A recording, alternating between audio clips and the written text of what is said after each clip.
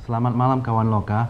Kita bertemu lagi malam ini dalam acara Loka Connect. Malam ini kita mendapatkan tamu seorang entrepreneur muda, Ryan Gondokusumo, yang sudah sukses dengan beberapa produk teknologi dia. Salah satunya adalah 1000.com yang kemudian berhasil dikembangkan menjadi 1000lancer.com, dan akhir-akhir ini malah sudah meluncurkan produk terbaru mereka berupa Diana.com juga, ya, Diana.com.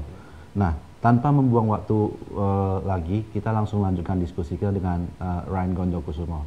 Ryan, selamat datang.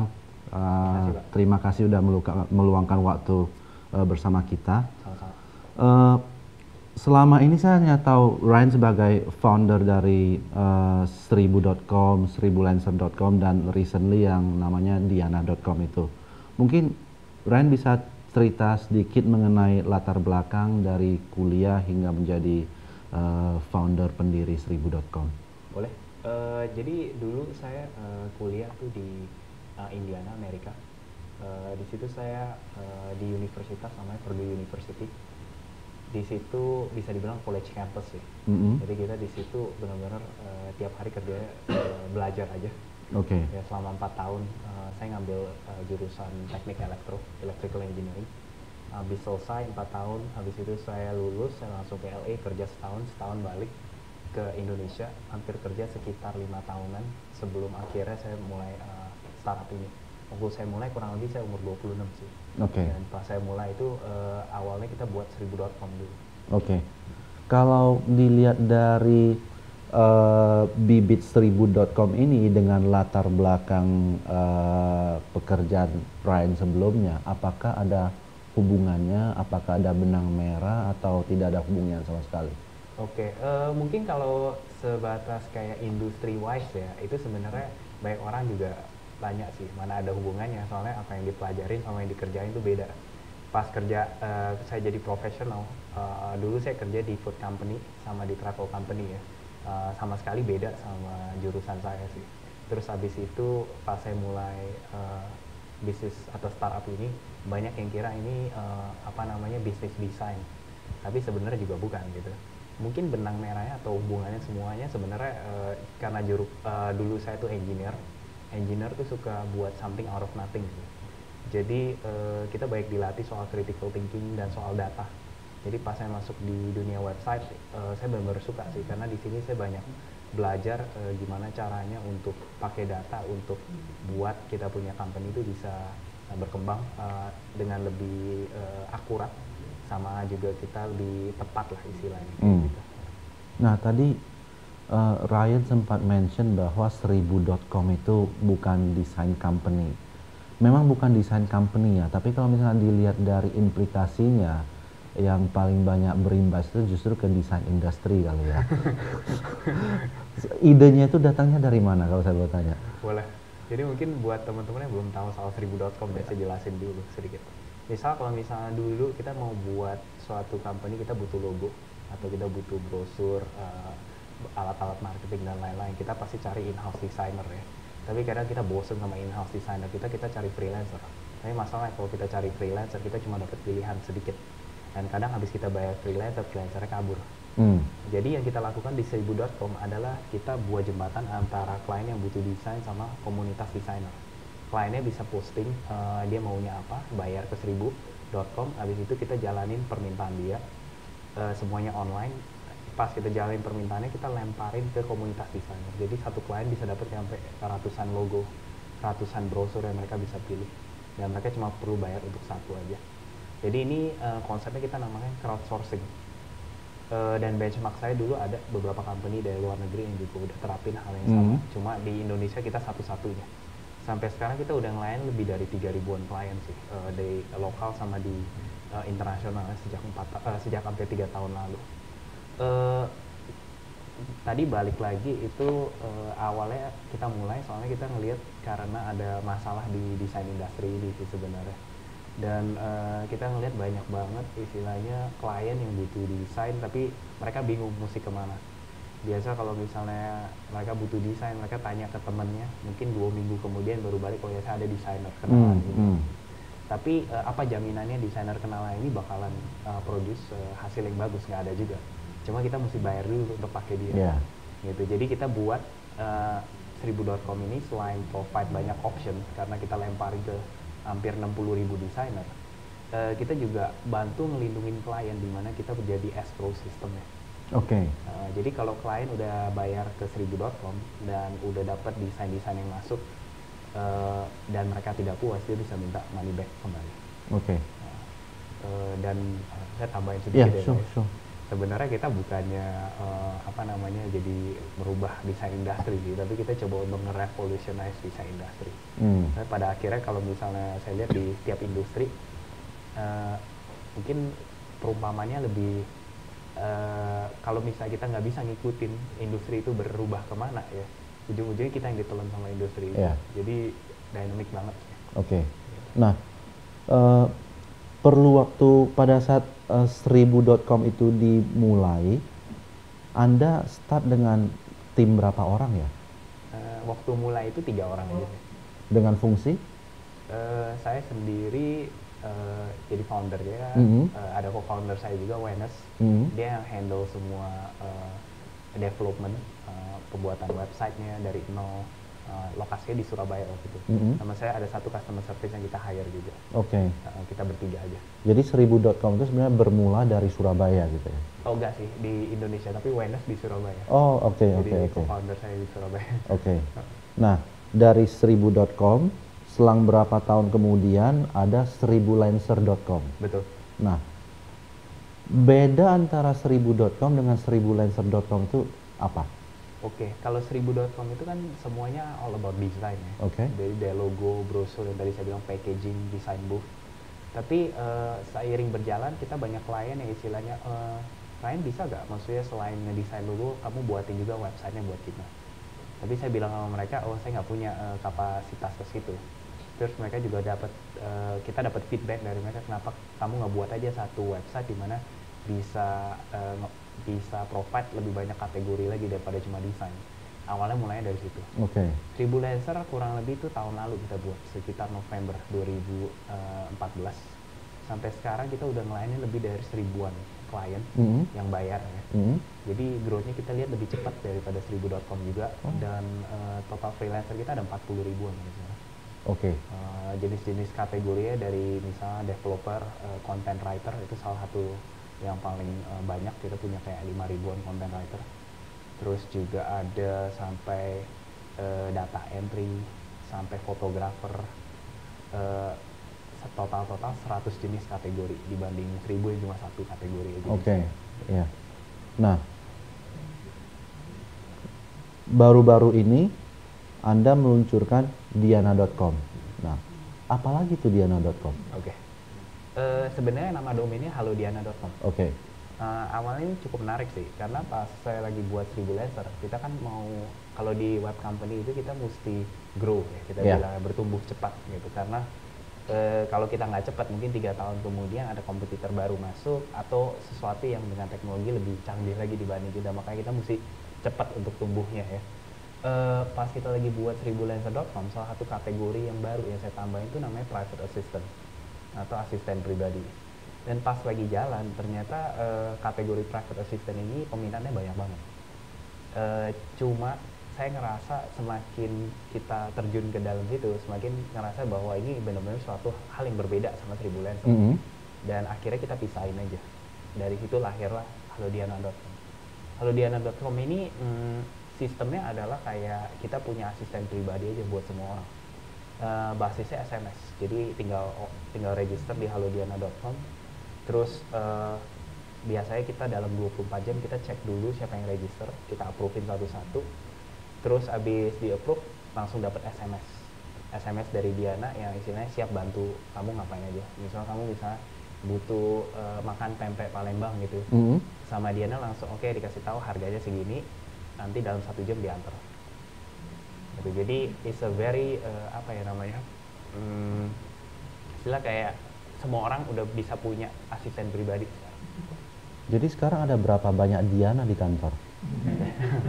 Total sekarang ada 7. Oke, nggak banyak sih, baru 7 ya. Baru 7. Oke.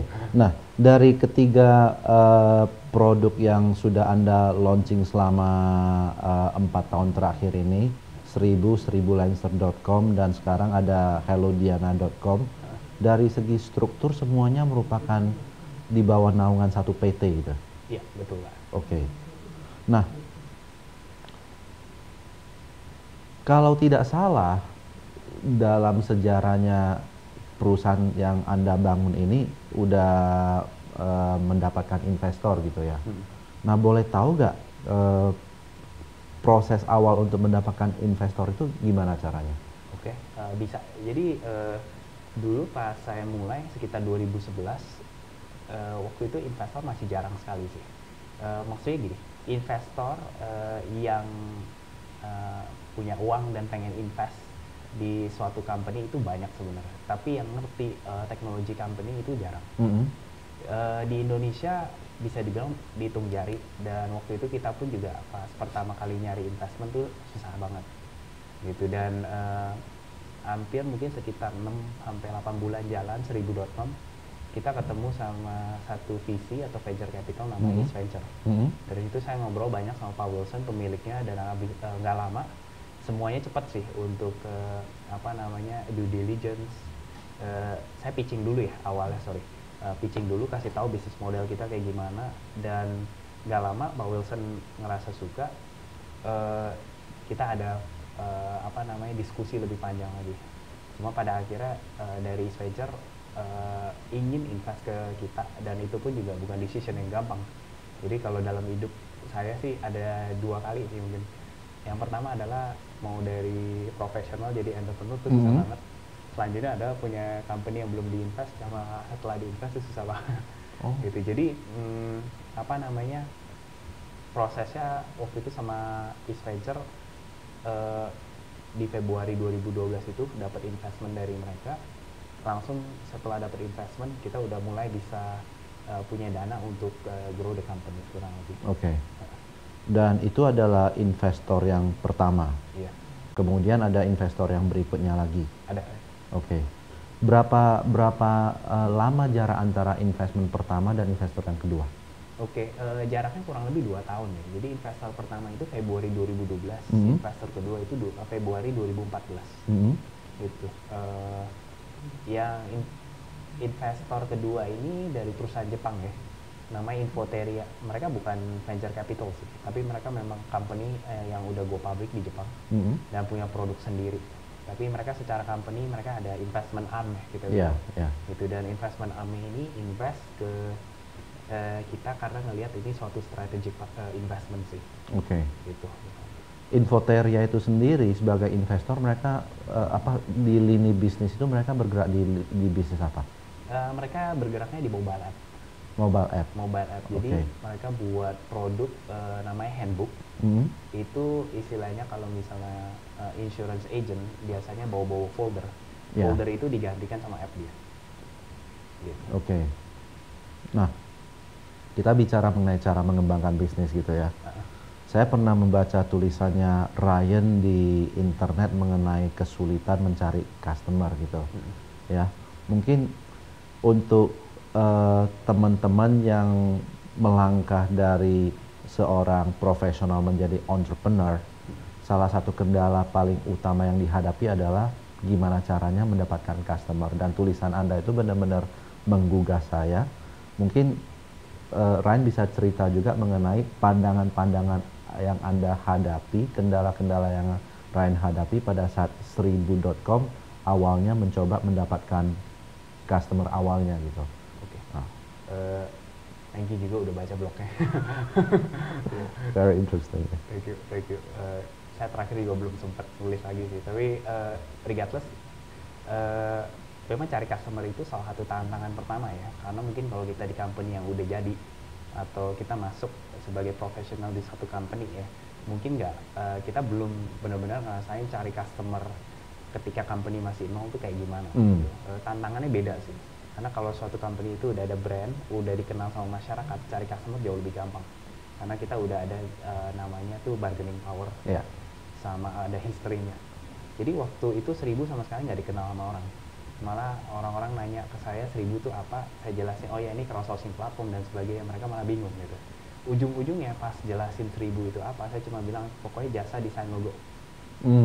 Nggak perlu maksudnya panjang-panjang ya soal marketplace, soal platform, soal website ya, pokoknya kamu bisa beli logo online gitu. Jadi pas saya pertama kali cari customer kemana-mana, saya door to door dulu sih awalnya, dan yang saya jual waktu itu crowdsourcing marketplace platform yang nggak dapat akhirnya.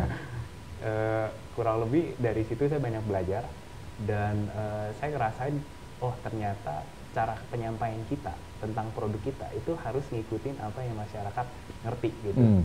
Tapi kalau kita dulu nggak seperti itu ya, kita learn it the hard way sekarang. Bukan masalah keren-kerenannya ya, tapi masalah market kita ini mau ngelihat kita tuh seperti apa sih sebenarnya, dan bicara bahasa mereka sih. Itu yang pertama sih. Jadi kalaupun kita keluarin produk yang super canggih dan lain-lainnya, kita harus bisa interpretin dalam sesuatu yang istilahnya orang nggak pakai HP aja ngerti. Konteks yang bisa diterima gitu. Betul, konteks yang bisa diterima. Terus kedua juga biasanya kalau cari klien dulu pas kita door to door ya, karena apa yang kita jual ini kan desain ya. Desain itu orang pakai kalau pas lagi butuh.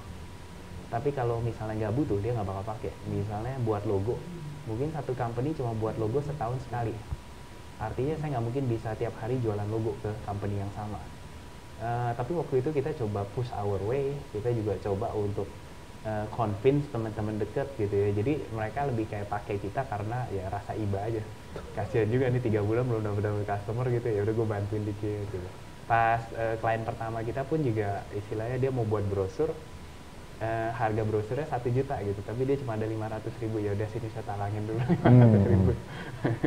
Jadi tapi setelah dapat customer pertama ya momentumnya beda banget sih. Mungkin kalau saya ibaratkan dalam bentuk angka ya, dapetin customer pertama untuk yang bisnis model kita 20 kali susahnya gitu. Tapi setelah dapat yang pertama, mungkin yang kedua itu kita udah bisa bilang, oh iya sekarang kita ada nih klien si A gitu. Jadi ada portfolio ya kita bilang. Dan mungkin tingkat kesulitannya udah turun dari 20 kali jadi 10 kali sekarang. Nanti kalau udah sampai 10 atau 20 customer ya, lebih banyak lagi yang bisa kita jual gitu. Dan contohnya banyak nih, gede-gede gitu istilahnya. Dan otomatis bergulir sih begitu aja. Dan tapi kalau menurut saya 2 key element tuh, nomor 1 memang kasih tahu ke customer sesuai konteks yang mereka ngerti. Nomor 2 adalah gali kebutuhan mereka. Kalau mereka belum ada kebutuhan, kita jangan push juga. Tapi kalau pas mereka ada kebutuhan, gimana caranya kita ada di situ buat mereka. Nah, itu kita bicara dari sisi mendapatkan customer. Kalau kita lihat dari sisi gimana caranya membangun komunitas desainer supaya bisa bergabung di 1000.com itu sendiri, awalnya gimana? Awalnya saya banyak keliling sih dari kampus ke kampus sih. Terus kita juga banyak cari di grup-grup Facebook itu desainer tuh pada hangoutnya di mana. Gitu. Tapi mungkin kalau saya ngeliat kalau marketplace kayak kita atau kayak 1000.com ya istilahnya, itu lebih 2 sisi ya. Jadi ada supply sama demand ya. Supply itu adalah desainernya, demandnya itu klien-kliennya. Based on dari pengalaman saya selama ini, yang cari demand itu susah banget. Lebih susah daripada ngumpulin komunitasnya. Betul. Karena mungkin alasannya adalah komunitas tersebut masuk ke website kita, mereka bisa gain sesuatu, yaitu income ya. Income tambahan gitu. Jadi pas mereka tahu bahwa oh ya di 1000.com bisa dapat sambilan gitu ya, langsung diajak-ajakin temen-temennya. Gitu. Tapi kalau si klien di 1000.com bisa dapat logo gitu, si klien temannya mungkin ya, gue belum perlu gitu. Jadi creating demand susah karena klien itu yang keluarin uang ya, sementara kalau supplier itu yang mendapatkan. Nah, saat ini untuk bisnis model seperti 1000.com dan 1000lancer.com di Indonesia rasanya nggak ada kompetitor yang berarti kali ya. So far boleh nyombong lah di sini. Bukannya ini sih ya, tapi saya juga rada heran sih. Terus terang dulu sih sempat ada kompetitor sih dari agensi, cuma abis itu gaunnya redup. Iya betul. Jadi you are the last survivor, the eventual survivor gitu. We're quite lucky lah.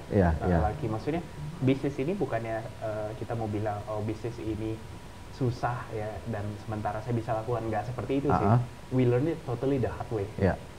Banyak making a lot of mistakes, banyak istilahnya aduh kalau misal kayak gini harusnya kita bisa lebih cepat 6 bulan lagi gitu ya, daripada istilahnya saya ngeliat oh kita udah punya 3.000 klien sekarang dan kita istilahnya itu yang kita tonjolin ya, saya lebih penasaran gimana caranya kita bisa 20.000 klien, gimana caranya bisa 30.000 klien gitu.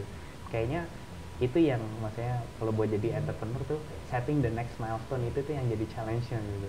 Dan balik ke kompetitor lagi ya, sebenarnya ada kompetitor dan nggak ada kompetitor itu is a plus and minus ya. Maksudnya nggak, kalau ada kompetitor tentunya apa namanya ada persaingan juga. Kita bakal merasa bahwa mungkin apa yang kita kerjain kadang ditiru sama mereka ya, atau misalnya kayak aduh kok ini orang ikut-ikutan gitu ya. Tapi on the other hand kalau nggak ada kompetitor artinya kita educate market sendiri ya. Dan educate market itu perlu biaya, juga. Gitu. Nah, jadi kita udah establish bahwa untuk 1000.com dan 1000lancer.com nggak ada kompetitor. Tapi berdasarkan pengamatan saya untuk yang hallodiana.com saat ini kelihatannya ada beberapa kompetitor yang mungkin cukup agresif kali. Benar nggak? Iya, betul. Anda di hallodiana.com sendiri kan baru mulai beberapa bulan terakhir. Dengan kondisi ini adalah sebuah layanan yang baru ditawarkan selama beberapa bulan terakhir. Saat ini per hari udah bisa melayani berapa request dari customer? Sekarang terus terang hallodiana.com sejak websitenya diluncurin itu baru 10 hari. Kita per hari inquiry mungkin udah hampir sekitar 60-70an inquiry. 60. Iya. Sebenarnya ada sampai ratusan, cuma saya filter out ya, yang istilahnya irrelevant istilahnya. Dan kita ngelihat apa namanya menarik banget sih untuk growth-nya sendiri gitu. Kita sih harapin mungkin dalam 3 bulan ke depan kita udah bisa handle per hari mungkin sekitar 300-400 inquiry sih. Tapi saya tahu sendiri maksudnya hallodiana.com itu bisnis modelnya atau gimana caranya kita mau grow timnya, cara grow produknya itu beda ya sama 1000 sama 1000 lancer. Kita perlu ada Diananya di belakang yang siap menghandle juga. Kita juga mesti tahu siapa vendor-vendor yang kita mesti pegang. Dan di sisi lain juga gimana kita cara scalingnya ke depan, karena kita nggak mau sampai ada seribuan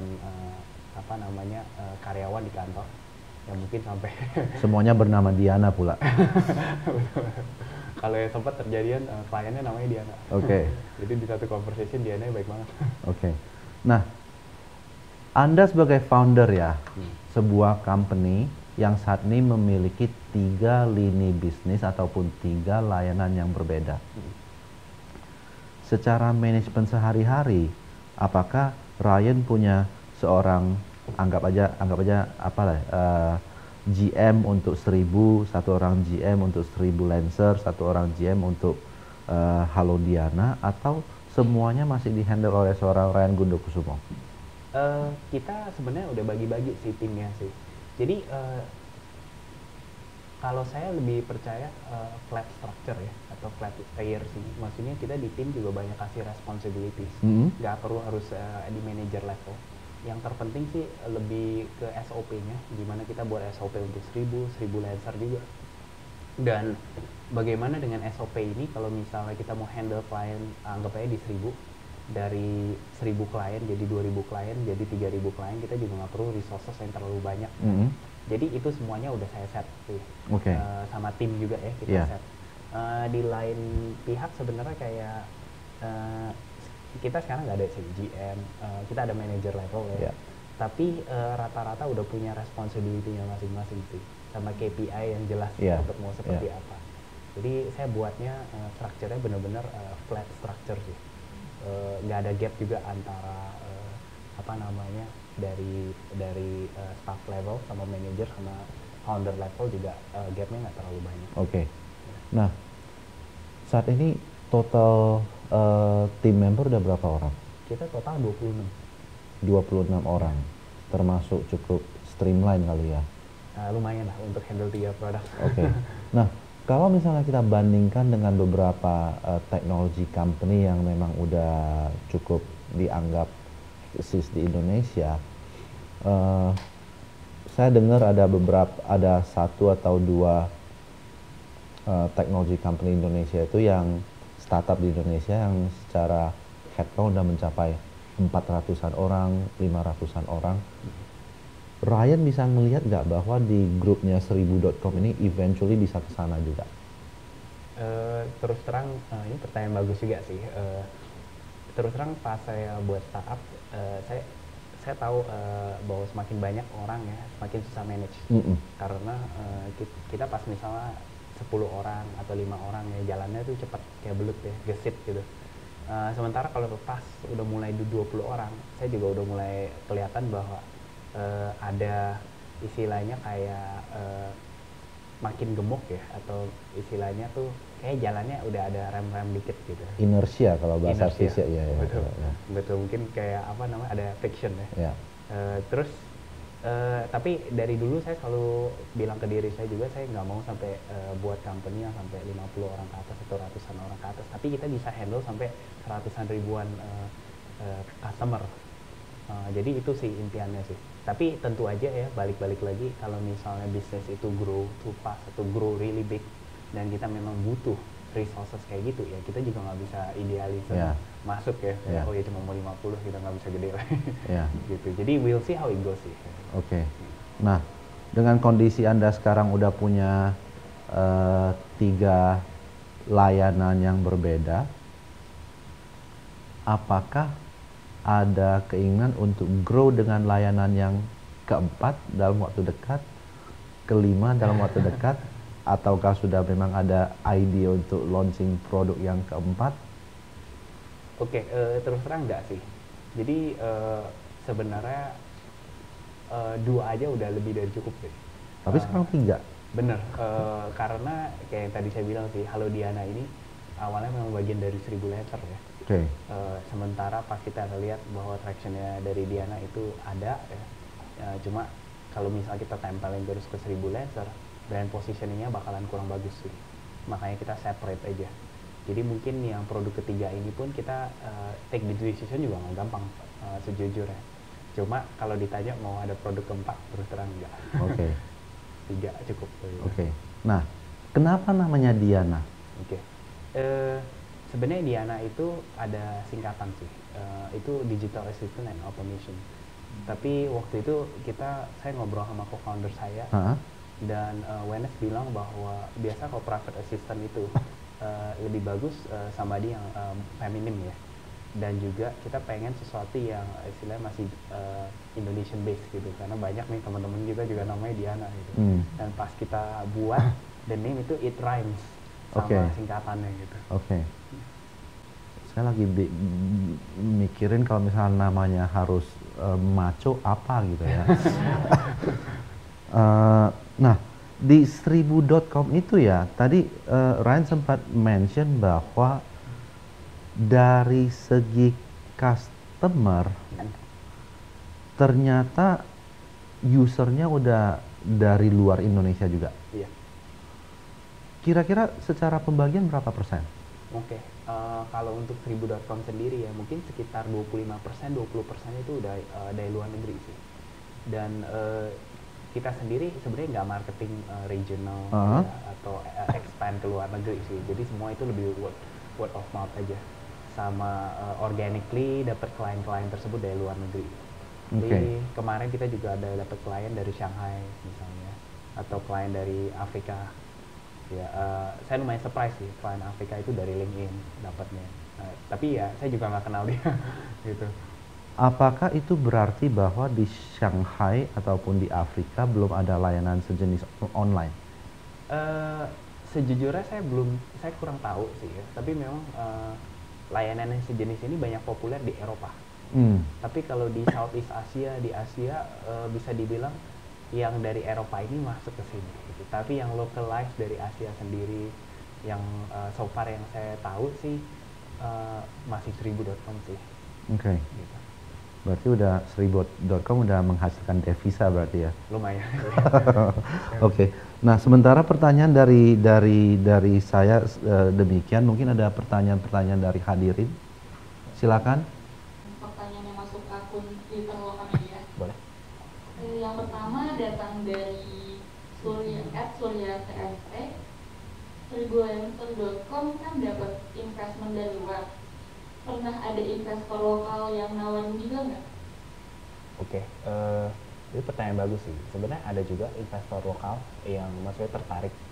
Cuma kalau misalnya kita dapat investment, yang saya banyak belajar juga,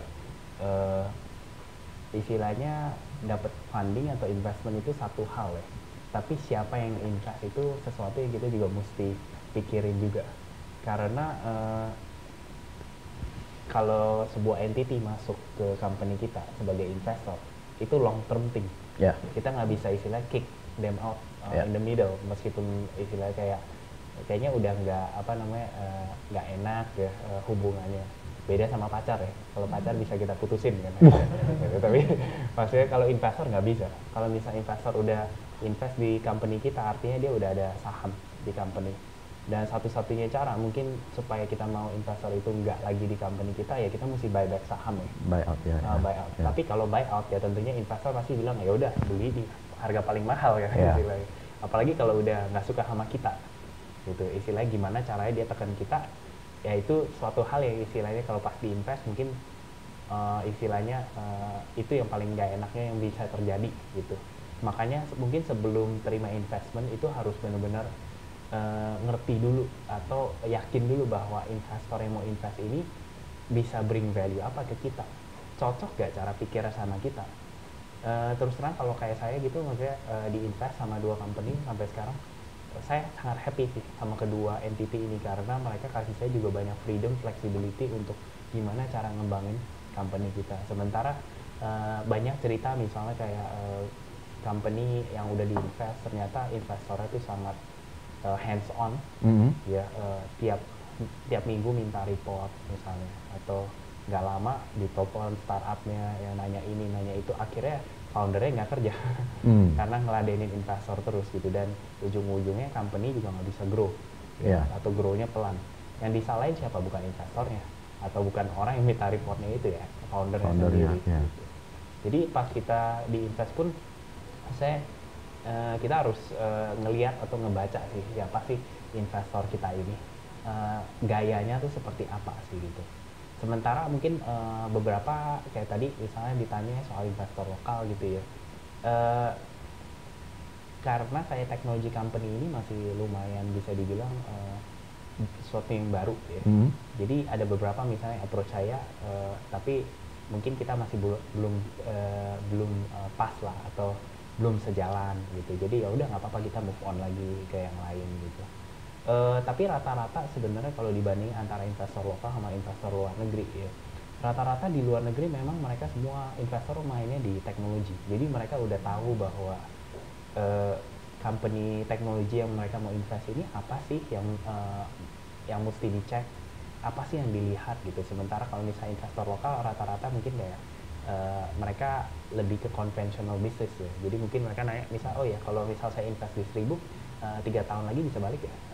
Kalau misal seperti itu, saya sendiri juga berat ya, karena kita fokusnya ke growth ya, bukannya ke net profit terus bisa balik ke investment lewat dividen.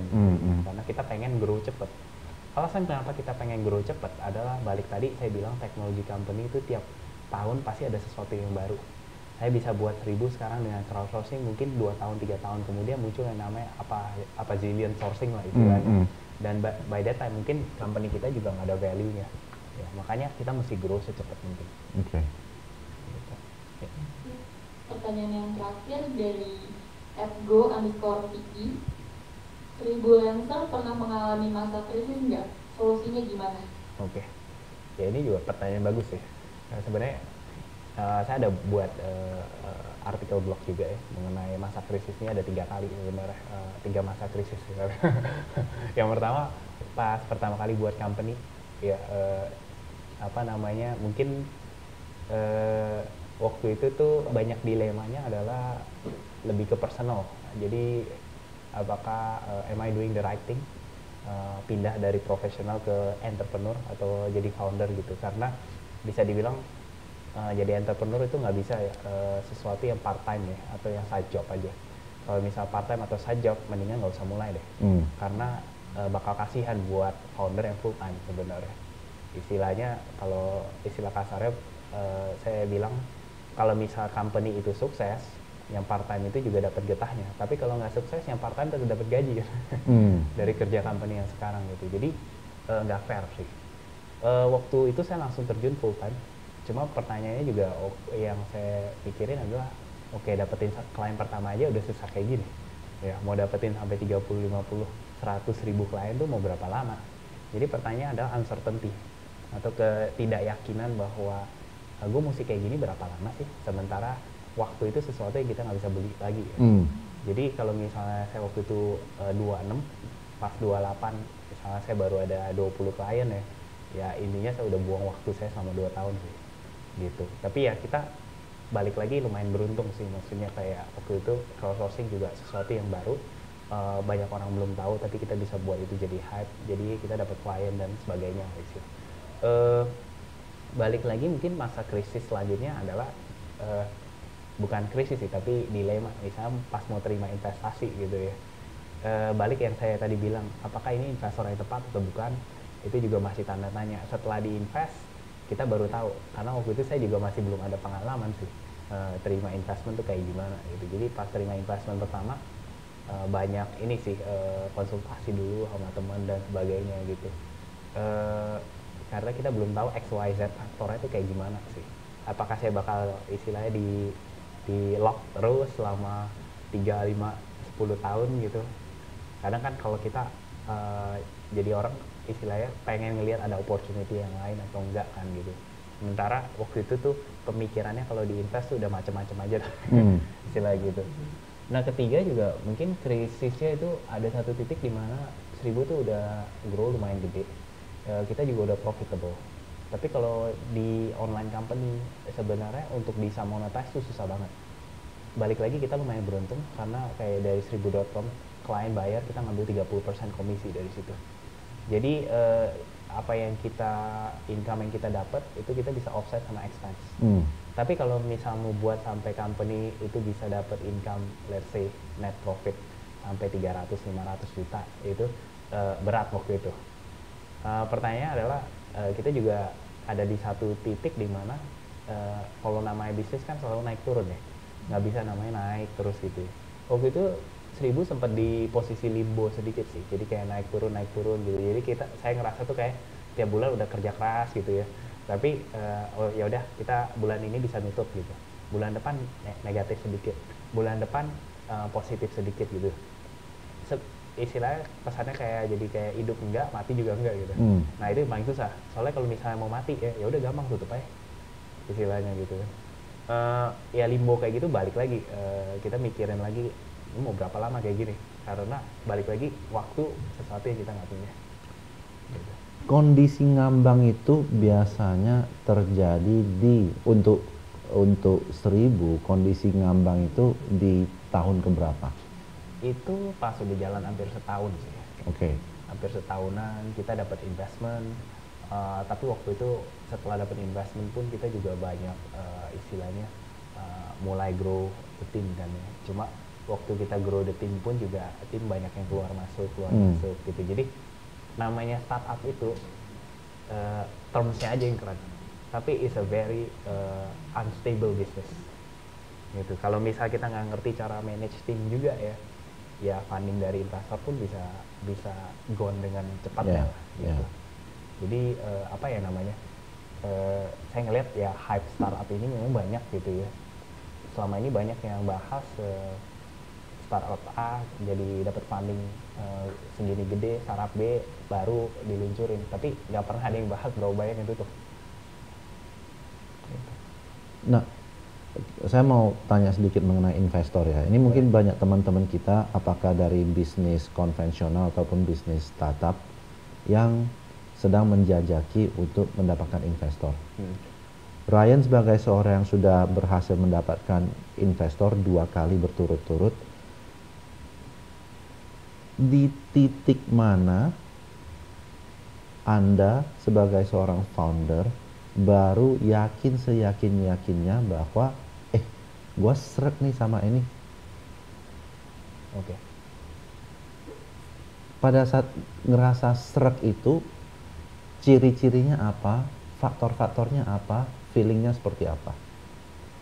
Oke, ini pertanyaan bagus, tapi sejujurnya pasti praktekin sangat susah sih. Nggak apa, kita main teori dulu deh. Oke.